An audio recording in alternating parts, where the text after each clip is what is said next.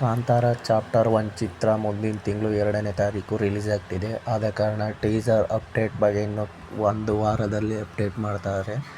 ಆದರೆ ತುಂಬ ಎಕ್ಸ್ಪೆಕ್ಟೇಷನ್ ಇಟ್ಕೊಂಡಿದ್ದಾರೆ. ನೋಡಬೇಕು ಯಾವಾಗ ಟೀಸರ್ ಅಥವಾ ಟ್ರೈಲರ್ ಬಿಡ್ತಾರೆ ಎಂದು. ನನ್ನ ಪ್ರಕಾರ ಮುಂದಿನ 3 ದಿನದಲ್ಲಿ ಅಪ್ಡೇಟ್ ಮಾಡಬಹುದು ಅಂತ ಅಂದುಕೊಂಡಿದ್ದೇನೆ.